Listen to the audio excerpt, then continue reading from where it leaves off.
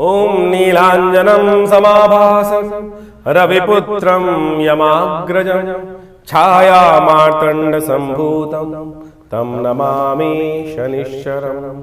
ब्रह्मा मुरारिस्त्रिपुरान्तकारी भानु शशि भूमि सुदो बुधश्च गुरुश्च शुक्र शनिराहु केतव सर्वे ग्रहा शान्तिकरा भवन्तु। सर्वे ग्रहा शान्तिकरा भवन्तु। क्रूराग्रहा शान्तिकरा भवन्तु। नमस्कार, स्वागत है आपका आचार्य वाणी में। मैं आचार्य डॉक्टर विक्रमादित्य आपके साथ हूँ। आज का विषय है हमारा है तुला राशि वालों के लिए शनि महाराज का खेल किस प्रकार का रहेगा।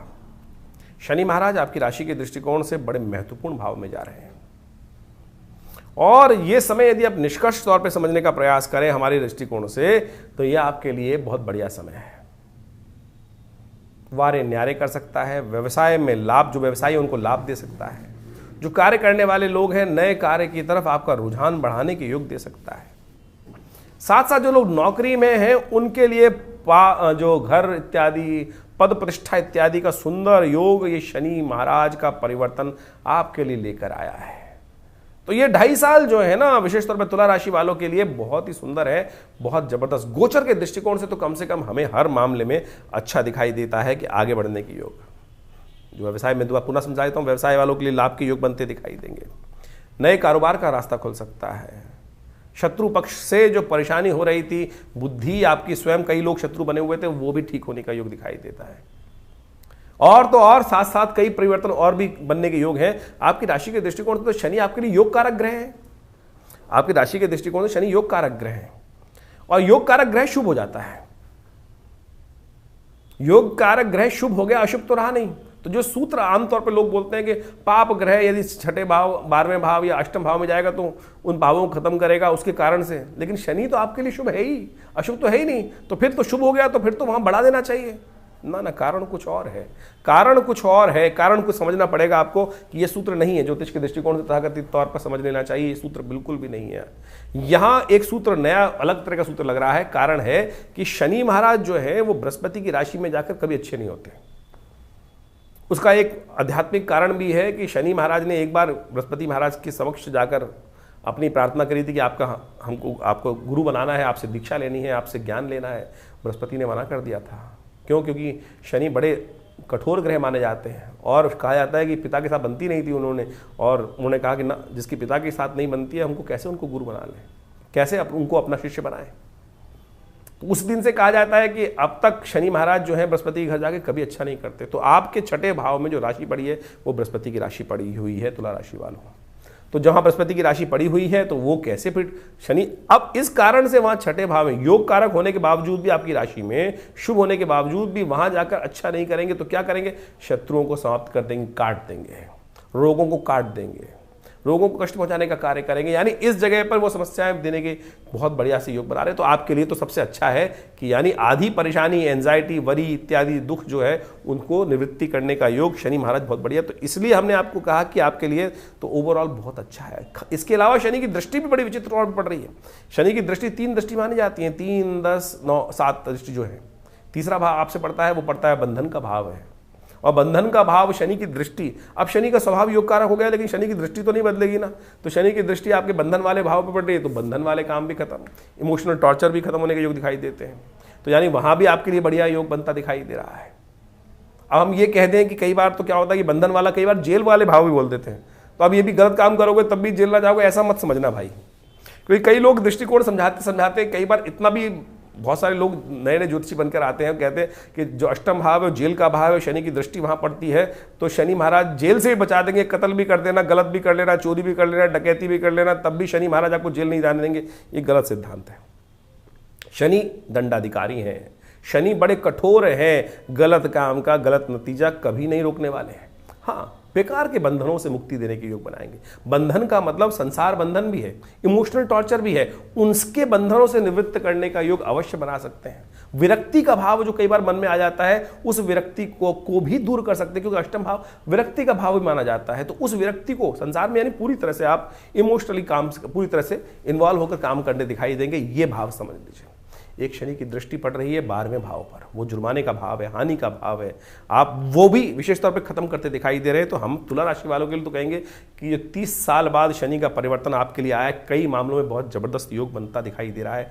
नुकसान भी रुकेगा, आपके दुश्मनों को भी समाप्त करेगा और ये कई प्रकार से आपके लिए रास्ता बनाता दिखाई देगा। लेकिन ध्यान रखना पड़ेगा आपको साहस से। अब मशीन बिल्कुल ठीक है, लेकिन शनि की जो आखिरी दृष्टि पड़ रही है, दशमी दृष्टि, वो पड़ रही है आपके पराक्रम भाव पर। अब यहां समस्या है, पार्टनरों को भगा सकता है, सहयोगियों को भगा सकता है, आपके साथ काम करने वाले अनुचर जो हैं, जो आपके जो सर्वेंट लोग हैं, उनके साथ आपका द्वेष उत्पन्न कर सकता है, और तो और आपकी हिम्मत भी तोड़ सकता है। कई बार क्या होता है कि जब साथ सपोर्ट मिलेगी नहीं तो क्या होगा, फिर सब कुछ, कई बार क्या होता है व्यक्ति समझ ही नहीं पाता है। तो यहां एक समस्या उत्पन्न कर रहा है शनि के ये परिवर्तन, आपके लिए यहां एक समस्या उत्पन्न करता दिखाई देगा। भाइयों के साथ क्लैश, पार्टनरों के साथ अननेसेसरी क्लैश, और वो विशेष तौर पर आपको संभालना पड़ेगा। यदि वो संभाल नहीं पाए तो फिर कोई प्रोग्रेस हो ही नहीं पाएगी। तो ऐसे में ध्यान रखने की आवश्यकता है। इन सब चीज़ों के लिए विशेष तौर पर शनि का कुछ खास उपाय करने की जरूरत पड़ेगी। तो यानी ये तो हमने एक मोटा मोटा आपको सिद्धांत दिया, इसके पूरा सिद्धांत है शनि का। शनि के लिए उपाय किए जाने चाहिए। शनि के लिए जो उपाय करोगे तो बहुत परिवर्तन का योग बना देगा। एक काम करो, छोटा सा उपाय हम आपको बताते हैं। खाना खाने से पहले रोज एक टुकड़ा लेकर कौवे को डाल दिया करो या काले कुत्ते को डाल दिया करो। ये विशेष तौर पर उपाय। शनि का मंत्र नित्य प्रति जप कर दिया करो। शनि पुरुषार्थ को देख रहा है, पुरुषार्थ खत्म करा रहा है। पुरुषार्थ को ठीक करने के लिए सबसे श्रेष्ठ उपाय है कि शनि के स्तोत्र का पाठ करें या हनुमान चालीसा या सुंदरकांड का पाठ करें। विवेकानंद योगाश्रम में समय समय पर सुंदरकांड इत्यादि के पाठ होते रहते हैं। अभी शनि जयंती आएगी, उसमें हनुमान चालीसा के 100 पाठ होंगे और आपके लिए ये श्रेष्ठ रहेगा। इसको अपना लो।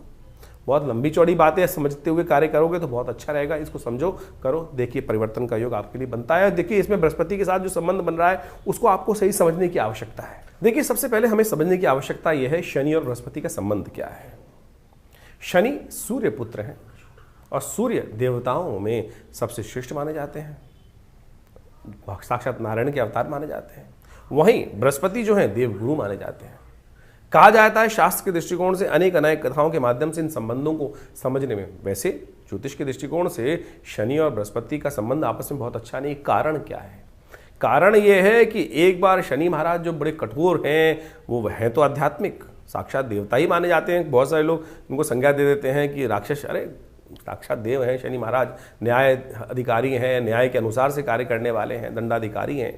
तो आप समझें कि शनि को इस प्रकार से भाव करना क्रूर ग्रह माने जाते हैं और उनकी तुलना पाप ग्रह के अंतर्गत की जाती है। यानी ज्योतिष के दृष्टिकोण से जो विशेष तौर पर ग्रहों के अनुसार से प्रभाव है, उनका प्रवृत्ति है, उसके अनुसार से उनकी संज्ञा दी गई है। तो शनि महाराज जो हैं वो दंडाधिकारी हैं और कहा जाता है भगवान सूर्य के पुत्र हैं। उसके अनुसार से एक बार बृहस्पति महाराज के घर गए और बृहस्पति वो चाहते थे कि बृहस्पति उनके शिष्य बन जाए, बृहस्पति के शिष्य को प्राप्त हो, जिससे उनका ज्ञान वर्धन हो। लेकिन क्योंकि शनि महाराज की उनके पिता सूर्य के साथ बहुत अच्छी बनती नहीं है, कहा जाता है कि आपस में जो बहुत संबंध मधुर नहीं है, इसी कारण से बृहस्पति महाराज ने उनकी कठोरता को कम करने की बात कही और जब तक ये बात ना हो कि आपस में संबंध ठीक ना हो तब तक शिष्यत्व तो उनका स्वीकार मना कर दिया कि हम आपको शिष्य की दीक्षा नहीं देंगे। तो कहा जाता है इसके कारण से शनि और बृहस्पति की आपस में रुष्टता हुई और जब भी ग्रहों के अनुसार से शनि इस हीन भाव को मन में लेकर हमेशा रहे और इसी कारण से शनि और बृहस्पति का संबंध कभी अच्छा नहीं माना जाता। और शास्त्र के अनुसार से जब भी शनि महाराज की बृहस्पति की राशि में आते हैं तो कभी शुभ प्रभाव नहीं देते। दशाओं में आप समझे कि सूत्र कहा गया है कि बृहस्पति में शनि, शनि में बृहस्पति कभी अच्छा प्रभाव नहीं देता। खास तौर पर बृहस्पति की दशा में शनि का अंतर तो बहुत ही अनिष्टकारी माना जाता है। उसी प्रकार से जब भी बृहस्पति की राशियों में शनि महाराज आते हैं तो उनका शुभ प्रभाव नहीं होता है। तो इसके अनुसार से ज्योतिष के दृष्टिकोण से बहुत सारी बातें समझी जाती हैं। महाराज विक्रमादित्य के संबंध में भी एक अद्भुत कथा शास्त्र में आती है। उनके न्याय की पूरे विश्व में डंका बजता था। विभिन्न प्रकार की वैतालिक सिद्धियां भी उनके पास प्राप्त थी और न्याय तो विश्व में उनका प्रसिद्ध ही था। कहा जाता है कि एक बार शनि और बृहस्पति उनके राज्य में एक उनकी परीक्षा लेने उपस्थित हुए और जब महाराज ने न्याय किया तो उन्होंने बताया, जब सामने उपस्थित भी हुए शनि की, महाराज मैं शनि हूँ, तो महाराज ने अपने न्याय में कोई कुसंगति नहीं रखी। महाराज विक्रमादित्य ने सही रूप से न्याय किया। शनि महाराज ने उनकी परीक्षा लेते हुए कहा कि महाराज आपने आज मेरे खिलाफ जाकर न्याय दिया है, तो जब मेरा समय आएगा तब मैं आपको बताऊंगा कि किसका प्रभाव क्या होगा। जब महाराज विक्रमादित्य की शनि की महादशा शुरू हुई, शनि का अशुभ प्रभाव शुरू हुआ, तो उनके राज ज्योतिषियों ने कहा कि महाराज आपका शनि खराब आने वाला है, तो ऐसे में आपको सावधान हो जाना चाहिए। और कहा जाता है कि जब राजा की कोई शनि की कोई भी ग्रह की अशुभ दशा होती है तो उसका पूरा प्रभाव उसके राज्य पर भी पड़ता है। तो महाराज ने कहा कि मैं कुछ दिन विश्राम ले लेता हूँ, संन्यास में चला जाता हूँ, क्योंकि मेरे कारण से मेरी प्रजा का कोई अहित ना हो। तो अपने साथ जाते जाते कुछ काशापण ले गए थे। एक जगह छोले खाने के लिए, कहा जाता है चने खाने के लिए, उन्होंने कुछ काशापण वहाँ उस दुकानदार को दिए। वो काशापण भी कोयले के बन गए, महाराज को बर्तन मांजने पड़े। आप समझें, ये स्थिति है कि जब शनि खराब आता है तो विशेष तौर पर किस प्रकार का जीवन में प्रभाव उत्पन्न होता है। तो हमें आप समझें कि हमें शनि के यथाउचित प्रभाव से आपके जीवन में जो शनि का प्रभाव समझते हुए कि आपकी राशि के अनुसार से किस प्रकार का प्रभाव रहा है, उसके अनुसार से उनके उपाय भी करने का प्रयास करना चाहिए। शनि के अनेक उपाय दिव्य शास्त्र में वर्णित हैं, अनेक मंत्र शास्त्र में उपस्थित हैं। वेद के अनुसार से शनि का एक मंत्र है जो रुद्र अष्टाध्यायी में आया है, शन्नो देवी रविष्ट्रयापो भवन्तु पीतये शन्नो रविष्ट्रवन्तुनः। इस मंत्र का वैदिक मंत्र, शनि का ये वैदिक मंत्र है, इसका यथाउचित भाव से जप करना चाहिए। शनि का तंत्रोक्त बीज मंत्र है ओम प्रांग प्रींग प्रोंग से शनिश्चराय नमः। बहुत सारे लोग बात करते हैं कि बात भाव पूछने का प्रयास करते हैं, कितना जपे महाराज। देखिए, वैसे तो तुलसी बाबा ने कहा एक घड़ी आधी से पुनियाद तुलसी संगत साध की हरे कोट अपराध। लेकिन उस भाव से कि जब मनसा वाचक तीनों रूप से एक होकर, यानी अपनी श्रुति को एक बनाकर उस परमात्म तत्व में जाकर लक्ष्य सिद्धि के लिए मन वचन और कर्म तीनों को एक कर कर उस श्रद्धा भाव से एक सेकंड के लिए भी वो मंत्र जप करेंगे तो उसका प्रभाव हो जाएगा। लेकिन वो एक सेकंड, एक क्षण, एक पल कैसे प्राप्त होगा, वो प्राप्त करने के लिए भी तो समय चाहिए, इतना ध्यान चाहिए, इतना विश्वास चाहिए, इतना अभ्यास चाहिए। वो हो नहीं पाता है। तो इसीलिए कहा गया कि जो 1.25 लाख जप करो, 5 लाख जप करो, 10 लाख जप करो। वैसे शनि की संख्या जो है, जब अशुभ प्रभाव चल रहा हो महादशा में, तो 19 लाख मंत्र जप करने की शास्त्र में प्रमाणित बात की गई है। तो इतना मंत्र जप करने से ही उसका नेगेटिव प्रभाव, इस कलिकाल में तो मंत्र जप की संख्या कई गुना अधिक बढ़ा दी गई है, तो उसको जप करना चाहिए, तब जाकर उसका प्रभाव, नेगेटिव प्रभाव दूर होता है। तो आप जितना हो सके चलते फिरते उठते बैठते किसी भाव में इन शनि के मंत्रों का जप करें। शनि को मनाने के विभिन्न उपाय शास्त्र में वर्णित हैं। वो सब उपाय हम आपके समक्ष रख रहे हैं, आपकी राशि के अनुसार से बता रहे हैं। लेकिन फिर भी शास्त्र में अनेक जो उपाय बताए गए हैं उनको भी हमें समझना चाहिए। उन उपायों के अनुसार से यदि कार्य करेंगे तो जीवन में बहुत सारे कष्टों को दूर कर सकते हैं। शनि को मनाने के लिए हमने अनेक शास्त्रों का अध्ययन किया, बहुत सारी चीज़ों को निकाल के प्रयास किया। में सबसे श्रेष्ठ है शनि स्तोत्र, हनुमान चालीसा, सुंदरकांड का पाठ, हनुमान जी को चूल्हा चढ़ाना, शनि के मंत्र का जप करना। दशरथ कृत शनि स्तोत्र तो अपने आप में अद्भुत ही है। वो दशरथ कृत शनि स्तोत्र किस प्रकार से पाठ किया जाता है उसको हम करके दिखा देते हैं आपको। कहा जाता है कि महाराज दशरथ जो हैं वो देवासुर संग्राम में जब जा रहे थे तो रास्ते में शनि के दर्शन हुए, और उस समय उन्होंने शनि के दर्शन का लाभ लेते हुए, क्या होता है आमतौर पर जब शनि महाराज कहीं रास्ते में किसी के पड़ते हैं तो कुछ रास्ते में क्या होता है, लोग रास्ता बदल देते हैं। लेकिन महाराज दशरथ ने उस वक्त महाराज शनि की प्रार्थना करी, और दशरथ कृत शनि स्तोत्र शास्त्र में वर्णित है। यदि उसका नित्य प्रति आप एक बार भी पाठ कर लेंगे, यह हमने अपने अनुभव से देखा कि यदि एक बार भी उसका पाठ कर लिया जाएगा तो कैसे भी शनि की महादशा का अशुभ प्रभाव हो वो जीवन से दूर हो जाता है। शनि स्तोत्र इस प्रकार से है, ओम नमः कृष्णाय नीलाय शितिगंध निभाय च नमः कालाग्निरूपाय कृतांताय च वै नमः नमो निर्मांस देहाय दीर्घमश्रुजटाय च नमो विशाल नेत्राय शुष्कोधर भयाकृते नमः पुष्कल गात्राय स्थूल रोमणे अथ वै नमः नमो दीर्घाय शुष्काय कालं दृष्ट नमोस्तुते नमस्ते कोडर आक्षाय दुर्निरीक्षाय वै नमः नमः घोराय रौद्राय भीषणाय कपालिने नमस्ते सर्वभक्षाय बलिमुख नमोस्तुते सूर्यपुत्र नमस्तेस्तु भास्करे भयदाय च अधोदृष्टे नमस्तेस्तु संवर्तक नमोस्तुते नमो मंदगते तुभ्यं निरस्तंशाय नमोस्तुते तपसा दग्ध देहाय नित्यं योगरताय च नमो नित्यं सुदार्ताय अतृप्ताय च वै नमः ज्ञान चक्षु नमस्तेस्तु कश्यपात्मज सूनवे तुष्टो ददासि वै वै राज्यम रुष्टो हरसि तच्क्षणात् देवासुर मनुष्याश्च सिद्धि विद्याधरोरगा त्वया विलोकिता सर्वे नाशं यान्ति समूलतः प्रसादा कुरु मे देव वराहोऽहम् उपागता एवं अस्तु तदा सौरिग्रह राजो महाबला। तो ये शनि स्तोत्र है। इसका नित्यपति यदि एक बार पाठ भी कर लें, श्रवण भी कर लें, तब भी शनि की कब दशा आई खराब, शनि का गोचर खराब हुआ, कब आपके जीवन में कौन सी शनि की महादशा इत्यादि जो भी आ रही है, गोचर इत्यादि, ढैया इत्यादि, उन सब का प्रभाव जो है, वो नेगेटिव प्रभाव जो है वो दूर हो जाता है। ये शनि का आशीर्वाद है स्वयं महाराज दशरथ को। तो आप इसको सुंदर रूप से नित्यपति एक बार कम से कम पाठ श्रवण कर लें या नित्यपति एक बार पाठ कर लें। हमारा ऐसा अनुभव है कि बिल्कुल इससे बढ़िया कोई और उपाय शास्त्र में नहीं है। सीधा साधा एक उपाय, ज़्यादा से ज़्यादा 2 मिनट 3 मिनट का पाठ है, और एक बार यदि आप पाठ याद भी कर लेंगे तो इसका अद्भुत प्रभाव आपकी शनि की पूरी 7.5 हो, चाहे ढैया हो या शनि का नेगेटिव प्रभाव हो, उसको बिल्कुल रक्षा करने के योग बन जाएंगे। शनि ग्रह को मनाने के लिए शास्त्र में अनेक उपाय बताए गए हैं। जैसा भी आपने आपको अभी शनि स्तोत्र सुनाया, हनुमान जी के बारे में बताया, तो इसी प्रकार से शनि को मनाने के लिए आपकी राशि के अनुसार से जो विभिन्न उपाय हैं वो आपको समय समय पर करते रहना चाहिए। सबसे श्रेष्ठ उपाय आपको मैं एक बताएं कि आप ये काम कर सकते हैं। छोटे छोटे उपाय हैं। जब भी कोई भोजन करने बैठ रहे हैं उसका पहला हिस्सा लेकर कौवे के निमित्त डाल दीजिए बाहर, अपनी खिड़की से बाहर। ओम प्रांग प्रींग प्रोंग से शनिश्चराय नमः कौवे का ध्यान कर कर अपने ग्रास, खाने का पहला ग्रास निकालकर कौवे को डाल दीजिए। यह नित्यपति अभ्यास करने से कोई नुकसान नहीं होता आपका, और आपके लिए कष्ट निवारण करने का सुंदर रास्ता बन जाएगा।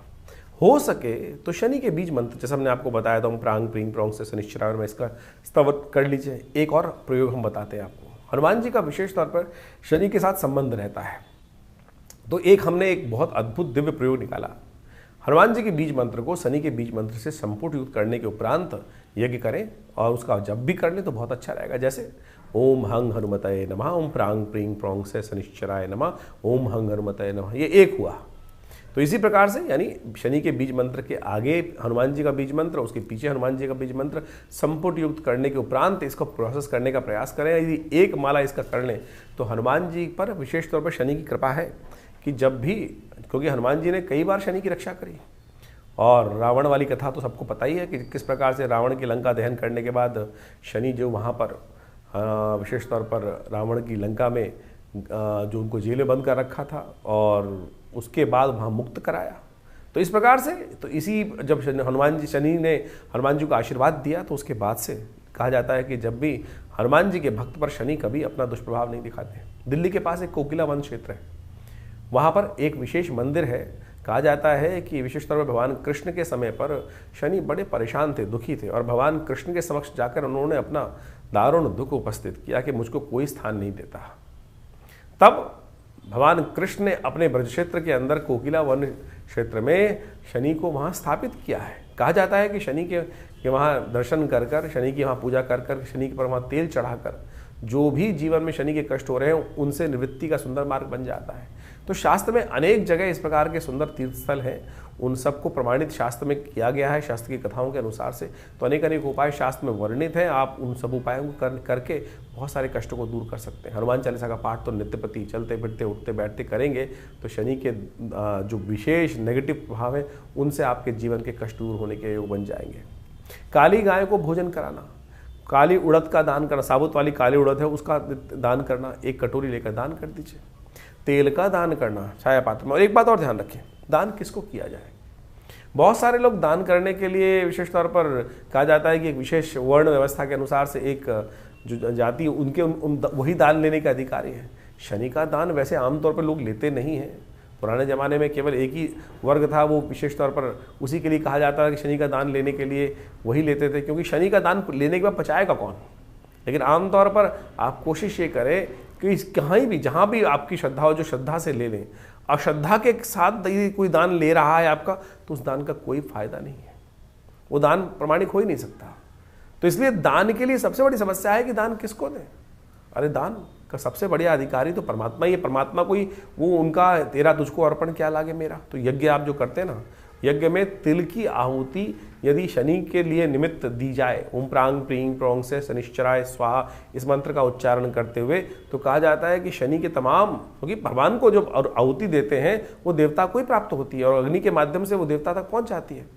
आप सामने वाला व्यक्ति दान दे रहे हैं, अब समस्या क्या होती है, हमने किसी को दान दिया, कुछ पैसे दान दे दिए और उसने उससे कुछ व्यभिचार कर्म कर दिया, गलत व्यभिचार काम कर दिया, कुछ और नशा कर लिया, तो फिर क्या होगा, दान देने वाले का भी लगेगा, कष्ट होगा कि मैंने दान दिया था और इसका गलत का उपयोग किया गया। तो ऐसे में हमें ध्यान रखना चाहिए। तो सबसे श्रेष्ठ जो हमारे शास्त्र में कहा गया है कि देवता के निमित्त यज्ञ करें। यज्ञ में तिल का संबंध शनि के साथ बहुत बढ़िया से कहा जाता है और काले तिलों का के द्वारा शनि के निमित्त जो आहुति प्रदान करेंगे, इस प्रकार से इस मुद्रा के द्वारा। शनि की विशेष तौर पर एक मुद्रा भी है, यहाँ बताना प्रयास करते हैं हम।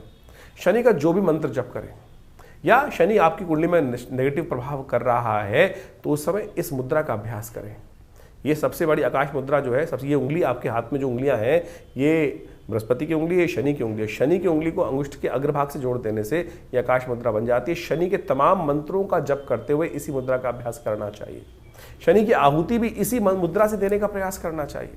और हमारे हमने विवेकानंद योगाश्रम में तो इस प्रकार के आयोजन समय समय पर करते ही हैं। अभी शनि जयंती आएगी और शनि जयंती पर हमने 100 पाठ हनुमान चालीसा के रखे हुए हैं। बड़ी विचित्र स्थिति है, लोगों ने ऐसी स्थिति बना दी कि शनि के नाम पर तेल दान करने के लिए 100 तेल के टीन दान करवा दिए जाते हैं और उसको जमीन में डाल दिया जाता है। ऐसी क्या फायदा शास्त्र के अनुसार से? शास्त्र में इस प्रकार की चीज़ें वर्णित नहीं है। दान करने के बाद उसको कहीं ना कहीं उपयोग क्यों होना चाहिए चीज़। बड़े बड़े मंदिर बना रखे हैं लोगों ने कहीं विभिन्न जगहों में, और उनसे पूछा जाए तेल का क्या करते हो तो कई जगह कहा जाता है कि वो तेल हम जमीन में डाल देते हैं। अगर जमीन में भी डाल रहे हैं वो तेल बोरिंग कर तो जमीन को आप खराब कर रहे हैं। तो शास्त्र में इस प्रकार की कहीं भी कोई स्थिति वर्णित नहीं है, जो तथाकथित तौर पर आज लोगों को मूर्ख बनाने के लिए ये व्यवस्थाएं बनाई जा रही हैं। आप दान करते हैं तो उसका कहीं ना कहीं उपयोग होना चाहिए, श्रद्धा के साथ करने का प्रयास कीजिए। तो हमने आपके समक्ष बात रखी। तो ये सीधे साधे उपाय, जैसे ये आकाश मुद्रा है, इसका नित्य प्रति अभ्यास कीजिए। शनि का कैसे भी नेगेटिव प्रभाव होगा, बिल्कुल ठीक होने के रास्ते बनेंगे। तो अभी हमने आपकी राशि के अनुसार से विभिन्न प्रकार की कथाओं के माध्यम से इस बात को आपके समक्ष रखा है। तो कोशिश ये करें, इन छोटे छोटे उपायों को अवश्य करने का प्रयास करें। धीरे धीरे आपके जीवन से कष्ट दूर होगा। शनि जब बहुत परेशान कर रहे हो तो तुलादान सबसे शिष्ट है। अपने वजन के बराबर सतनाजे का दान लेकर, साथ अन्न उसमें काला उड़द जरूर होना चाहिए, गरीबों को दान कर दीजिए। कहा जाता है शरीर रक्षा के लिए और शनि के विभिन्न नेगेटिव प्रभावों को दूर करने के लिए दान सबसे बढ़िया और श्रेष्ठ माना जाता है। तो इसको करने का प्रयास कीजिए। तो देखिए, धीरे धीरे इन सब चीज़ों को करेंगे तो आपके लिए अच्छा योग बनेगा, कष्ट निवारण का योग बनेगा। और विशेष तौर पर अपनी जन्मपत्री का अच्छे शोध करा लें कि क्या आवश्यकता है। हर राशि के अनुसार से, हर जीवन के अनुसार से आपकी जन्मपत्री में क्या मुख्य कारण बना हुआ है, किसके कारण से जीवन की समस्याएं आ रही हैं। आप जो वस्त्र धारण करते हैं उसका भी प्रभाव है। आप किनके लिए, जो आप ये बात समझने की आवश्यकता है कि जो हम वस्त्र धारण कर रहे हैं किनके लिए लकी है, किनके लिए अनलकी है। सारी चीज़ें एक ही व्यक्ति के लिए लकी नहीं हो सकता है, भाग्यशाली नहीं हो सकता है। किसी के लिए कोई मार्ग भाग्यशाली है, किसी के लिए कोई मार्ग भाग्यशाली है। उसके लिए पूरी तरह से शोध की आवश्यकता है। आपकी जन्मपत्री को अच्छे से विश्लेषण कर कर, चीज़ों को ग्रह योगा योग देख कर कि कौन सा चीज़ आपके लिए अच्छी दिखाई देती है, कौन से रंग के वस्त्र आपको पहनने चाहिए, कब पहनने चाहिए, कब नहीं पहनने चाहिए। तो ये सब शास्त्र में वर्णित है, ये सब चीज़ें। और उसके अनुसार से जो ज्योतिषीगण हैं उन सब का अध्ययन कर कर आपको हम मार्ग बताने का प्रयास करते हैं। आशा करते हैं इन सब चीज़ों को समझेंगे और ज्योतिष की और बहुत सारी बातें हैं उनको धीरे धीरे अपने जीवन में उतारने का प्रयास करें तो लाभ होगा। तो ये शनि का जो विशेष प्रभाव है आपकी राशि के अनुसार से हमने आपको समझाने का प्रयास किया। देखिए, ग्रहों का प्रभाव वास्तविक तौर पर पूरे विश्व में पड़ता है और ग्रहों के प्रभाव को यदि समझ लिया जाए तो उसके अनुसार से हम अनेक उपाय विधि के अनुसार से, जिसका जैसी श्रद्धा होगी वैसा उपाय वो बताएगा। जैसे किसी को अगर आप समझें, किसी को आयुर्वेद में ज़्यादा महारत हासिल है तो उसको आयुर्वेद के ही उपाय दिखाई देंगे। किसी को वास्तविक तौर पर एलोपैथिक की अच्छी महारत है तो उसको एलोपैथिक के ही सब उपाय समझ में आएंगे। किसी को होम्योपैथिक के उपाय है तो उसको होम्योपैथिक की दवाइयाँ ही समझ में आएंगी और वो उसने उसका प्रभाव देखा है, उसके अनुसार ही वो लोगों के समक्ष रखेगा और उसका प्रभाव एनालाइज कर कर लोगों के ऊपर आता भी है। तो इस बात को हमें समझना चाहिए। तो ज्योतिष के अनुसार से, हमारे अध्ययन के अनुसार से हमने जितने उपाय शास्त्र में जहाँ जहाँ जिस प्रकार से हमने करके देखे, पिछले करीब अनेक वर्षों से बहुत सारे जो लोग आते हैं उनके ऊपर देखा, अपने ऊपर देखा, अपने परिवार के ऊपर देखा, समस्त समाज के ऊपर देखा, तो हमने वही उपाय आपके समक्ष रखे हैं। इसके अलावा भी हज़ारों प्रकार के उपाय हैं, लेकिन उपाय विशेष तौर पर इस प्रकार से करने चाहिए कि जिससे मन दुखी ना हो, कि संसार में किसी को उसका नेगेटिव प्रभाव ना उपस्थित हो। ऐसा समझें कि ज्योतिष के दृष्टिकोण से परमात्मा, हमारे ऋषि मुनियों ने कोई ऐसा उपाय, लाखों रुपए खर्च करने वाले उपाय तो नहीं बताए। सीधे साधे जो उपाय हैं, भगवान का स्तवन, थोड़ा मोटा दान, जो आपकी सामर्थ्य के अनुसार से यदि आप करेंगे तो सत्य मानिए कि उससे परिवर्तन आने का योग बनेगा। इसको ऐसा कतई ना समझें कि इसको उपाय करने के लिए हमको इतना महंगा खर्चा करने वाला उपाय करना है, मेरे पास पैसे नहीं है, उधार लेकर पैसे लाऊं और उससे उस उपाय को करूं और उसके बाद फिर अपने जीवन को, कष्ट को दूर करने के लिए वो कार्य करूं, तो वो उपाय नहीं हुआ भाई।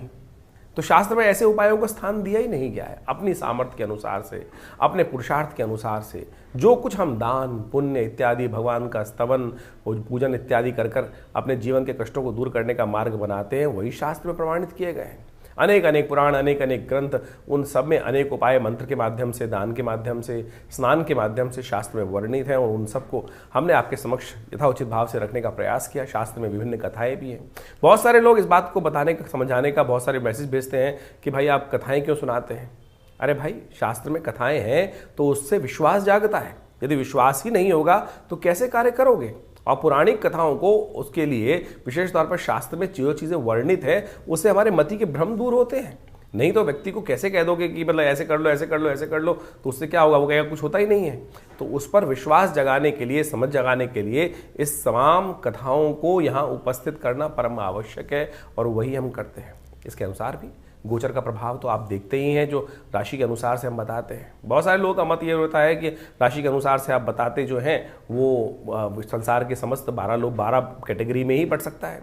देखिए, गोचर का प्रभाव तो राशि के अनुसार से ही बताया जाएगा और अनेक अनेक सिद्धांत हैं, या तो राशि के अनुसार से या लग्न के अनुसार से उसको पढ़ा जा सकता है।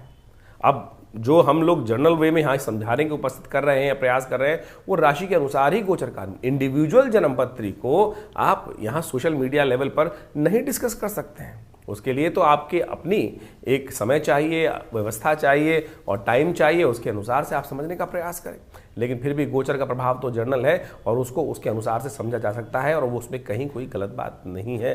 तो उसको आप समझें, उसका प्रभाव अपने अनुसार से उस चीज़ को समझेंगे तो देखिएगा परिवर्तन का योग अच्छे से बना सकते हैं आप। ये उपाय जितने हमने बताए इसका अवश्य प्रयास कीजिए। हाँ, जो उपाय मंत्र संस्कृत के हैं उनका संस्कृत का उच्चारण बिल्कुल ठीक से करने का प्रयास करना चाहिए, तो ही उसका पूर्ण प्रभाव प्राप्त होगा। केवल हम कहें कि अभी संस्कृत मुश्किल है, संस्कृत तो सबसे आसान भाषा है और उसका शब्द का उच्चारण यदि सही से करोगे तभी वातावरण में उसका प्रभाव उपस्थित होगा। वो वातावरण में जो कंपन होगा उस मंत्र के उच्चारण से, उसके शब्द के उच्चारण से, उसी से उसका प्रभाव वास्तविक तौर पर समझा जा सकता है। ज्योतिष को वास्तविक तौर पर जीवन में उतारने के लिए बहुत सारे आयाम हैं। आपकी जन्मपत्री, आपके हाथ की रेखा, आपके शरीर विज्ञान के अनुसार से शरीर में कौन कौन से जो चिन्ह हैं उनका क्या प्रभाव है, उनके अनुसार से शुभ हैं या अशुभ हैं, आपकी जन्मपत्री में आने वाले योग हैं कब फलीभूत होंगे। अब हजारों व्यक्तियों की कुंडली में विभिन्न विभिन्न प्रकार के राजयोग हैं, उन राजयोगों को कब फलीभूत होने का समय है, वो दरिद्र योग कब परेशान कर सकते हैं, कुंडली में बैठा हुआ योग कब आपके जीवन में फलीभूत होगा, इन सब चीज़ों को अध्ययन करने की आवश्यकता है। और देश काल परिस्थिति, दशा महादशा, अंतरदशा, प्रत्युत्तर दशा, ग्रहों के इंटरनल कुंडलियाँ, उन सबको समझकर हम उन सब चीज़ों को, प्रभाव को सही रूप से समझ सकते हैं और आपके समक्ष उनके ज्योतिष के चमत्कार को आप स्वयं देख सकते हैं। तो आप आइए विवेकानंद योगाश्रम में। ये शोध संस्थान हमारे पिता आचार्य श्री केशव देव जी महाराज के द्वारा आज से करीब करीब 60-70 साल पहले बनाया गया और वहाँ आज भी उसी परंपरा के अनुसार से, वैदिक परंपरा के अनुसार से समस्त कार्य यज्ञ इत्यादि किए जाते हैं। आश्रम में बहुत बड़ी गौशाला है, साथ में माँ भगवती का बहुत दिव्य मंदिर है, जो मूर्ति 1947 में 1947 में मुल्तान पाकिस्तान से एक व्यक्ति लेकर आया और आज वो दिव्य प्रतिमा माँ भगवती दुर्गा शेरावाली की प्रतिमा आश्रम में प्रतिष्ठित है। चमत्कारी प्रतिमा है। जो जो उनके सानिध्य में बैठकर यज्ञ करते हैं, उनकी आराधना करते हैं, नवरात्र में और अष्टमी के दिन, नवमी के दिन, चतुर्दशी के दिन भगवती के समक्ष बैठ कर यज्ञ करते हैं, तो उन सब की मनोकामनाएं सिद्धि होने के अद्भुत योग बनते हैं। ये हमारा अनुभव है। जैसी भी जीवन के कष्ट हो उनसे दूर होने का रास्ता प्रशस्त हो जाता है। तो आप आइए विवेकानंद योगाश्रम में अपने निजी जो भी विचार विमर्श करने के लिए उस संबंध में भी आश्रम पर आकर आप संबंध स्थापित कर सकते हैं। हमारी वेबसाइट है acharyvikramaditya.com, आचार्यवाणी चैनल है और दिल्ली में एक बहुत बड़ा योग प्राकृतिक चिकित्सा आयुर्वेद का हॉस्पिटल भी है और वहाँ पर पूरा अभी हम बहुत जल्दी ही एलोपैथिक हॉस्पिटल का भी निर्माण करने जा रहे हैं। आप सबके सहयोग से इन समस्त भारतीय पराविद्याओं का शोध करके बहुत सारे संस्थान में बहुत सारी करीब करीब 50 से ऊपर विभिन्न पुस्तकें आश्रम के द्वारा प्रकाशित की गई हैं। मुद्राओं के द्वारा कैसे विभिन्न रोग ठीक कर सकते हैं, हमने इस कार्यक्रम में आपको मुद्रा भी बताई कि शनि की मुद्रा, शनि के नेगेटिव प्रभाव को ठीक करने के लिए कौन सी मुद्रा आपको कर लेनी चाहिए। तो इस प्रकार के तमाम जो भी कार्य है आश्रम के द्वारा किए जा रहे हैं, बहुत सारे संस्थान कार्य किए जा रहे हैं। आप भी हर रविवार को यज्ञ में आ सकते हैं। सुबह 8 बजे से लेकर 10 बजे तक ये यज्ञ का कार्यक्रम होता है, भंडारा होता है। आपने नाम से ही भंडारा कराना चाहते हैं तो उसके लिए भी आश्रम में विभिन्न कार्यों में सहयोग कर सकते हैं। गौ सेवा इत्यादि में अपनी सहयोग देना चाहते हैं तो उसके लिए भी आश्रम के नंबर्स हैं, उनमें भी अपना सहयोग आप देना चाहें तो बिल्कुल बहुत सुंदर तरीके से उसकी व्यवस्था है आश्रम में। तो आप आइए, विवेकानंद योगाश्रम दिल्ली में स्वागत है। धन्यवाद, नमस्कार।